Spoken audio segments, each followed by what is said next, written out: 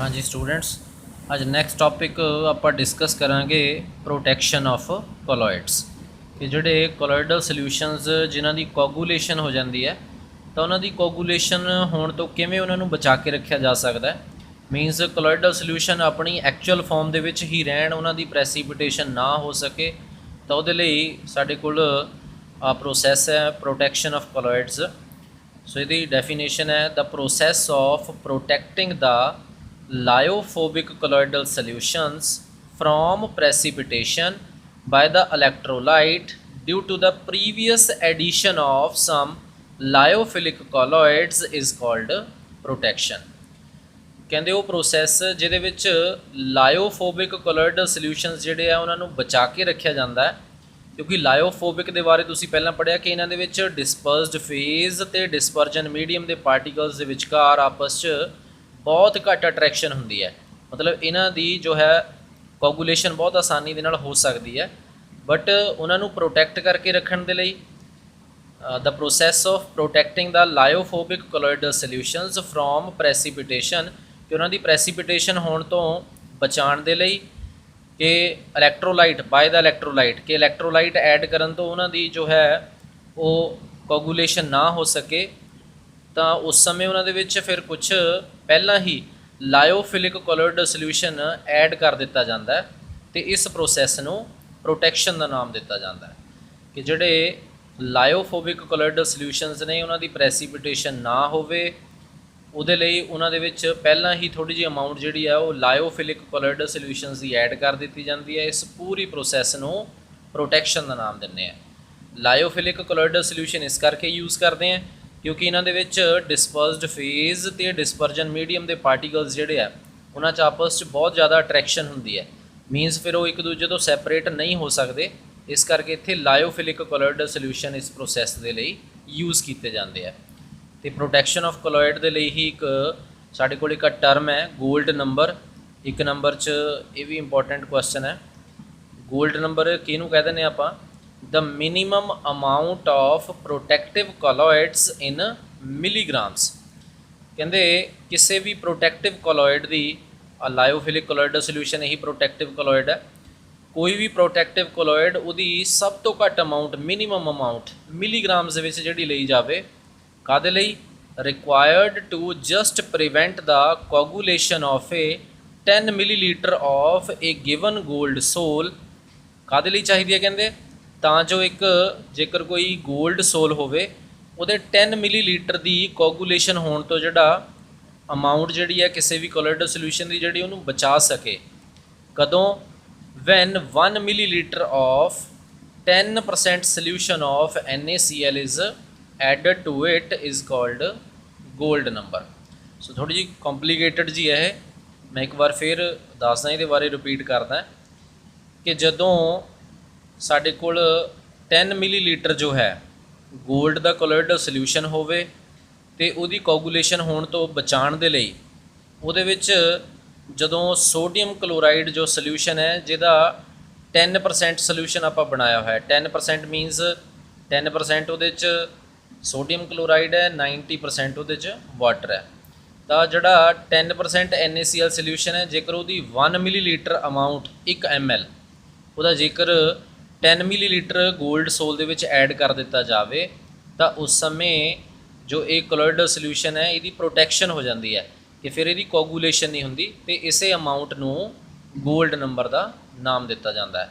ਮੇਰੇ ਖਿਆਲ 'ਚ ਸਮਝ ਗਏ ਹੋਵੋਗੇ ਤੁਸੀਂ।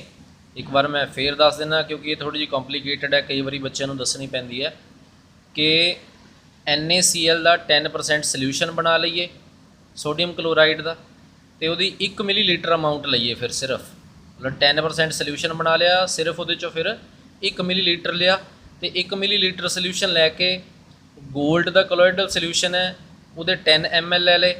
ਸੋ 1 ml ਜੋ ਹੈ 10 ml 'ਚ ਜਦੋਂ ਐਡ ਕਰ ਦਈਏ ਤਾਂ ਫਿਰ ਗੋਲਡ ਸੋਲਿਊਸ਼ਨ ਦੀ ਪ੍ਰੋਟੈਕਸ਼ਨ ਹੋ ਜਾਂਦੀ ਹੈ ਕਿ ਫਿਰ ਉਹਦੇ ਪ੍ਰੈਸੀਪੀਟੇਟਸ ਨਹੀਂ ਬਣਦੇ। ਇਸ ਅਮਾਊਂਟ ਨੂੰ ਗੋਲਡ ਨੰਬਰ ਦਾ ਨਾਮ ਦਿੱਤਾ ਜਾਂਦਾ ਹੈ। ਇਸ ਤੋਂ ਬਾਅਦ ਨੈਕਸਟ ਹੈ ਹੁਣ ਸਾਡੇ ਕੋਲ ਅੱਗੇ ਇਮਲਸ਼ਨਸ। ਇਹ ਕੋਲੋਇਡਲ ਸੋਲਿਊਸ਼ਨ ਹੀ ਹੁੰਦੇ ਆ ਵੀ ਇਮਲਸ਼ਨਸ ਜਿਹੜੀਆਂ ਨੇ, ਕਿ ਇਹਨਾਂ ਨੂੰ ਕਹਿੰਦੇ ਨੇ ਇਮਲਸ਼ਨਸ ਆਪਾਂ। The emulsions are the colloidal solutions in which both the dispersed phase and the dispersion medium are liquids। ਕਹਿੰਦੇ ਉਹ ਕੋਲੋਇਡਲ ਸੋਲਿਊਸ਼ਨ ਜਿਨ੍ਹਾਂ ਦੇ ਵਿੱਚ ਡਿਸਪਰਸਡ ਫੇਜ਼ ਤੇ ਡਿਸਪਰਜਨ ਮੀਡੀਅਮ ਦੋਨੋਂ ਜਿਹੜੇ ਆ ਉਹ ਲਿਕੁਇਡ ਹੁੰਦੇ ਆ, ਉਹਨਾਂ ਨੂੰ ਇਮਲਸ਼ਨਸ ਦਾ ਨਾਮ ਦਿੱਤਾ ਜਾਂਦਾ ਹੈ।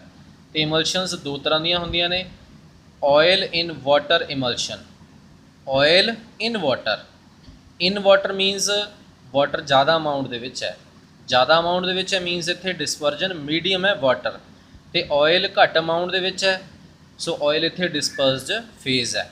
ਸੋ ਲਿਖਿਆ ਹੋਇਆ in this case oil acts as dispersed phase and water as the dispersion medium.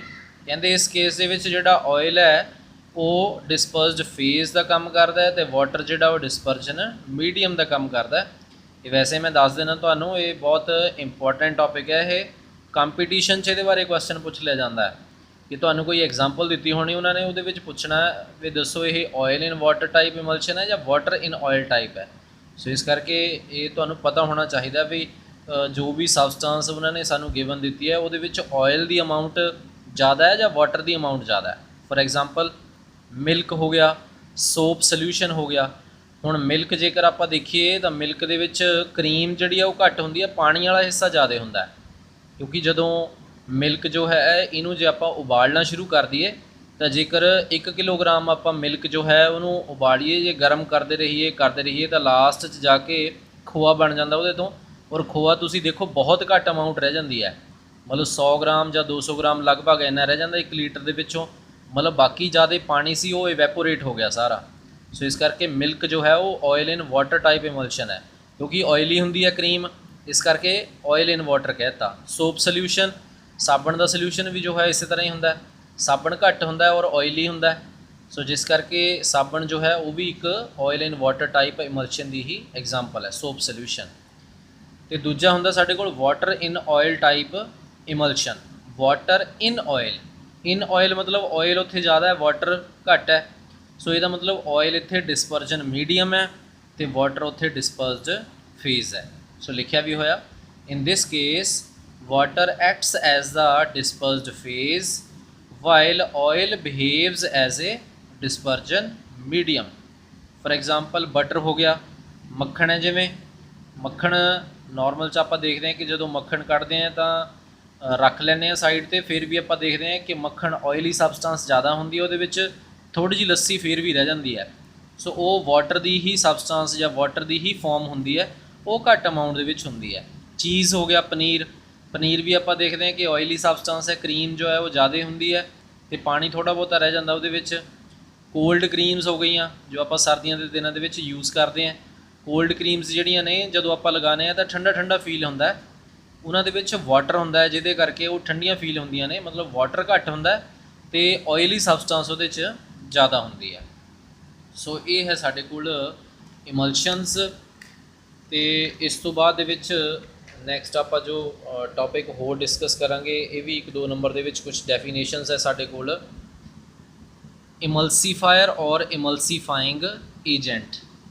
Emulsifier ਮਤਲਬ ਜਿਹੜਾ ਇਮਲਸ਼ਨਸ ਬਣਾ ਸਕਦਾ ਹੈ। The substances which are added to stabilize the emulsions are called emulsifiers or emulsifying agents। ਉਹ substances ਜਿਹੜੀਆਂ ਕਿਸੇ ਕੋਲੋਇਡਲ solution ਦੇ ਵਿੱਚ ਐਡ ਕੀਤੀਆਂ ਜਾਂਦੀਆਂ ਨੇ ਜਾਂ ਕਿਸੇ ਇਮਲਸ਼ਨ ਦੇ ਵਿੱਚ ਐਡ ਕੀਤੀਆਂ ਜਾਂਦੀਆਂ ਨੇ ਤਾਂ ਜੋ ਉਹ ਇਮਲਸ਼ਨ ਦੀ ਤਰ੍ਹਾਂ ਹੀ ਸਬਸਟੈਂਸ ਬਰਕਰਾਰ ਰਹੇ, ਉਸ ਸਬਸਟੈਂਸ ਨੂੰ ਇਮਲਸੀਫਾਇਰ ਦਾ ਨਾਮ ਦੇ ਦਿੰਦੇ ਹਾਂ ਜਾਂ ਫਿਰ ਇਮਲਸੀਫਾਇੰਗ ਏਜੰਟ ਦਾ। ਫੋਰ ਐਗਜ਼ਾਮਪਲ ਸੋਪ ਹੋ ਗਿਆ, ਇਹ ਵੀ ਇਮਲਸ਼ਨ ਬਣਾਉਂਦਾ ਹੈ, ਗਲੂ ਹੈ ਇਮਲਸ਼ਨ ਬਣਾਉਂਦਾ ਹੈ, ਗੈਲਾਟਿਨ ਹੈ ਇਹ ਵੀ ਇਮਲਸ਼ਨ ਬਣਾਉਂਦੀ ਹੈ, ਐਟਸੈਟਰਾ। ਸੋ ਇਸ ਤਰ੍ਹਾਂ ਸਾਡੇ ਕੋਲ ਇਹ ਇਮਲਸ਼ਨਸ ਦਾ ਜੋ ਟੌਪਿਕ ਹੈ ਤੁਸੀਂ ਡਿਸਕਸ ਕੀਤਾ। ਨੈਕਸਟ ਇਸ ਤੋਂ ਬਾਅਦ ਐਪਲੀਕੇਸ਼ਨਸ ਆਫ ਇਮਲਸ਼ਨਸ, ਕਿ ਇਮਲਸ਼ਨਸ ਜਿਹੜੀਆਂ ਨੇ ਕਿੱਥੇ ਕਿੱਥੇ ਐਪਲੀਕੇਬਲ ਨੇ, ਕਿੱਥੇ ਕਿੱਥੇ ਕੰਮ ਆਉਂਦੀਆਂ ਨੇ। ਲਿਖਿਆ ਹੋਇਆ number 1 ਬਾय the process of emulsion soap solution can be prepared, कि इमल्शन की प्रोसैस के द्वारा साबण का जो सोल्यूशन है वो प्रिपेयर किया जा सकता है। By the process of emulsion cold creams are prepared for the protection of our skin. So वैसे प्रोसैस नहीं है इमल्शन, ये